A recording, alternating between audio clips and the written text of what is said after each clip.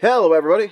I am the Zombunny, and I'm joined by my lovely wife, Hoshi. Hi, everyone. Welcome back to Major Minor. This shit show is getting shittier. Mm-hmm. You say that again. Keela's lying to me, but I had to save him. Rook's dead. Ashron's making deals with the devil. I had to make a deal with the devil. I hate everybody. And Ashron has recorded his conversation with who we now know is his sister. Well, we were already pretty sure of that. But now it's, absolutely certain. Yeah. Hopefully, he was just saving face with her, and that recording was to be a good boy with. Ashron, don't disappoint me. Yeah. Well, on with the show. Tatera! Did I just pop right into the throne room? That'd be amazing. Velasquez trembles in fear, unsure of what to say for the most time in ages. For the first time. For the first time in ages. I didn't... You didn't what? Expect us so soon? Or perhaps you didn't expect us at all? I must say, I thought you'd be dead. Seeing you is quite the surprise, Father. Velasquez takes a few steps back. He clutches his scepter, preparing to defend himself. Oh, so that's how it is. Living off the power in that scepter. But it looks like it's running dry. Tell me, do your subjects know the truth of their existence? Or the truth of yours? Something tells me you're still deceitful. Ugh. Just as I thought. Old habits die hard, I suppose. I'm surprised you maintained this facade. Nagi, please. Jesus fucking Christ. You are They like... don't look related at all. You are like a reject from a Final Fantasy. Mm-hmm. You're like a Final Fantasy final boss. Who also happens to be a vampire. What is going on with your character, dude? That, or he is in Kingdom Hearts, because look at that sword. Well, now see, there's gears on it, but that's an actual blade. Mm-hmm. So it's not a keyblade. Okay, let's just get on with whatever shit show's starting now. It doesn't look like he has legs. His hips look too narrow. I don't know. Yeah. Please what? Do tell me. I'd love to see you grovel. You should beg for your pitiful existence. I only need more time. This world would be saved by my hand. By your hand. Don't be ridiculous. Everything you touch meets a plagued end. And soon, Tagamagahara will fall. Or whatever it is you call this place now. You can't change the truth of your world. You have a kingdom that houses the dead. Father, you rule over a rotting carcass. Your subjects are nothing but maggots. They writhe through its cavities for succor. So tell me, how can you save something long since dead? Something you built on the carrion of your woe. It's possible. I beg for your lenience. Don't make me laugh. You've become a pitiful man, Velasquez. You're not fit to be in a position of rule. Your world is in my hands now. I will teach your people one simple fact. Salvation can be found through destruction. Nagi pushes Velasquez away, laughing loudly. His laughter echoes through the halls of the castle. Nami, sister, we must go. Oh, now you get to be creepy. Yes, brother. It's time for some divine intervention. When did I wander into a DeviantArt page? What happened? Kalen grips the bars of his prison cell. Kabu remains fast asleep, fatigue taking over. Really? And what makes you think I'd do that? You're the one who stuffed us down here. It was a lapse in judgment. Surely you can understand, Kalen. These things happen all the time. Is that so? You let people starve in your cellar often? That's a pretty big admission of guilt. No, that's not what I meant. I meant that people often make mistakes. You should learn to word things better. You'd think you'd know, being a politician. Or is Riley not here to pull your strings? Kaylin, there's no need to mock me. I'm willing to pay for your services. I need protection. This has gone too far. Not that kind of services, you. Stop laughing. I don't think you understand my business. I offer protection from money, yes, but only to those who deserve it. How do you discern that? You locked us up in here, and you continue to let us starve. Kabu is on the verge of death, you know. By Riley's orders! Plair's shout echoes through the cellar. Kaylin is shocked at his sudden outburst. Please understand, Kaylin.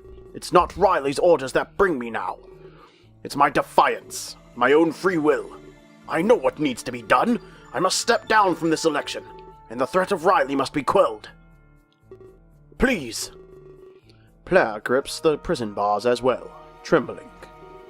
I want you to guarantee my safety, and I want you to end Riley's life. I'm not an assassin, Plair. You can't pay me to kill somebody. But Riley is a threat to my safety. You are paid to ensure that safety. Kaylin, I fail to see the difference. You're still a murderer. You just validate it in your own way. I didn't come here to argue semantics. You can keep your money. The payment will be our freedom. I can't protect you from behind this cell. And you can't just leave Kabu to die. Of course. I'll retrieve the key from Riley's chambers. But I'm holding you to your word. If I start to doubt you, I'll kill you. Kaylin is unaffected by the threat. Plair glances over at Kabu and stops to think. Wait, I feel you've come to terms with death. A mercenary can't expect to live forever. If I doubt you, Kabu will die. It will pain me, but it's necessary. I need a guarantee of your compliance. Watch your tongue, Plair. Your life will be in my hands. You don't want to take advantage of me. Oh, but I think I do. He releases his grip on the bars and turns away. Make yourself ready. I expect armed opposition. But I don't have anything. You confiscated all of my weapons. I'm sure you'll think of something. I'd hate for your freedom to be short-lived. He walks away without another word. Kaylin turns to Kabu, worried of what may happen. Don't worry, Kabu. I won't let him touch you, no matter what happens here. Would you like to save your game? Yes. Always. You don't ever not save your game. That's just asking for the computer to freeze up and you get fucked in the ass. Yes, it is. Hello. Meeting room? Oh, okay. Keeler remains in the chair, breathing erratically. A sense of disbelief washes over him. Rook? Rook is gone? He immediately moves the bomb away from his lap. Then he gazes down at the rope on the floor. The events of the rescue play repeatedly in his mind. And I was chosen instead? He quickly rises from his chair, scanning the room. He notices the heavily damaged doors, a sign of the effort they went through to save him. I can't believe this. Why would he choose me over Rook? A wave of guilt bombards him. He presses himself against a nearby wall and sighs. Max was right. I've been lying to everybody all along. They don't even know who I really am. They didn't save who they thought they did. This is all my fault. If I was honest, they would have picked Rook. But he's dead because they liked me more? They don't even know the real me. He slams his fist against the wall, crying softly. I knew my act would only cause harm, but I never thought it would be this much. I'll never be able to tell them the truth. If they knew they saved a liar, they'd never forgive me. They'd shun me. He hits the wall again, his paw on fire with pain, but he doesn't care. I hate you, Max! He sniffles and pushes himself away from the wall. Before he can act any further, he hears voices outside. Huh? There are people moving around already? I thought everyone would be scared stiff. He walks to the doorframe and peeks his head outside. Is that Acheron talking? But wait, I hear a female voice as well. He starts to listen more intently, but as if they could tell, their voices silence. He shrugs and peeks out a little further. Huh? I guess I have to see for myself. He steps out of the room, focusing on his silence. In search of the voices, he treads down the hallway. It isn't much longer until he finds Acheron, but much to his confusion, he stands there alone. Huh? I swear I heard another voice. Hello, Keela. What are you saying? I'm afraid my mind is all over the place. Oh, nothing. I think I was just hearing things. That's normal. You are in shock, after all. I'm surprised to even see you standing. Well, I heard oh, I'm sorry, that's Keela. Well, I heard some voices, so I wanted to come see who it was. I didn't expect anyone to be moving yet. Where's David? He's resting. He passed out right after. But personally, I hate wasting time. There's still an investigation to be done. Investigation? Has anyone checked David's pulse? Because I'm pretty sure while you're not there, you're dead. Of course. This entire building is now a crime scene. And you know what a crime scene is, right? It's a bad thing, isn't it? Yes, Keela. It's a very bad thing. But it's also a story waiting to be told. It's a mystery begging to be solved. So I have to ask, will you help me solve it? Well, I want to stay by your side, and only a fool would leave protection behind.